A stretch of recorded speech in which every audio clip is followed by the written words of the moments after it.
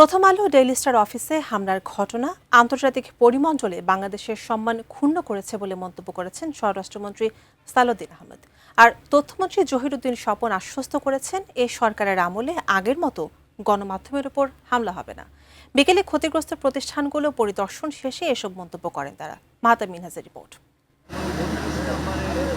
গত বছরের 12ই ডিসেম্বর দুপুরে রাজধানীর পল্টন এলাকায় গুলিবিদ্ধ হন ইনকিলাব মঞ্চের শরীফ ওসমান হাদি। এই ঘটনার জেরে আন্দোলন ছড়িয়ে পড়ে রাজধানী জুড়ে। সেই আন্দোলনের মধ্যেই মধ্যরাতে একদল হামলা চালায় প্রথম আলো ও দ্য ডেইলি স্টারের কার্যালয়ে। হামলায় দুটি প্রতিষ্ঠানই ব্যাপক ক্ষয়ক্ষতির মুখে পড়ে। শনিবার বিকেলে ক্ষতিগ্রস্ত দুটি প্রতিষ্ঠান পরিদর্শন করেন বর্তমান সরকারের স্বরাষ্ট্র, পররাষ্ট্র ও তথ্যমন্ত্রী।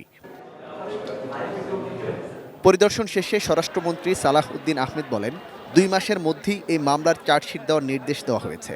আগামী 2 মাসের মধ্যে তদন্ত কার্যক্রম, সুষ্ঠু তদন্ত কার্যক্রম সমাপ্ত করে চার্জশিট দাখিলের জন্য নির্দেশনা দিয়েছি। তা আমরা এর দৃষ্টান্তমূলক বিচারের মধ্য দিয়ে সারা পৃথিবীকে তার একটা মেসেজ, উল্টো মেসেজ দেব না, এইরকম কর্ম করে বাংলাদেশের অগ্রগতি, প্রগতি এবং সমাজের অগ্রযাত্রাকে থামাতে পারবে না।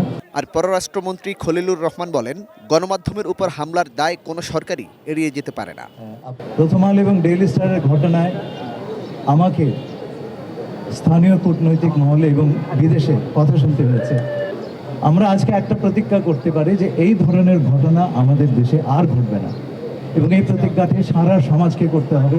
তথ্যমন্ত্রী জহিরুদ্দিন স্বপন বলেন, যে কোনো গণমাধ্যমের উপর হামলাকে সভ্যতার উপর হামলা বলে মনে করে বর্তমান সরকার।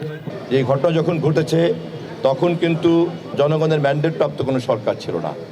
ফলে সেই পরিস্থিতি আর জনগণের ম্যান্ডেট প্রাপ্ত সরকারের অধীনে বাংলাদেশ পরিচালিত হওয়ার পরিস্থিতি, দুই পরিস্থিতির মধ্যে একটা অনেক বড় পার্থক্য আছে। এ সময় জাতীয় নাগরিক পার্টির একটি প্রতিনিধি দলও প্রথম আলো ভবন পরিদর্শন করে। তারা হামলার ঘটনার সুষ্ঠু তদন্তের দাবি জানান সরকারের কাছে। বর্তমান সরকার সে বিষয়ে উপযুক্ত ব্যবস্থা গ্রহণ করে। Mahtab Minhaj, ATN news, Dhaka.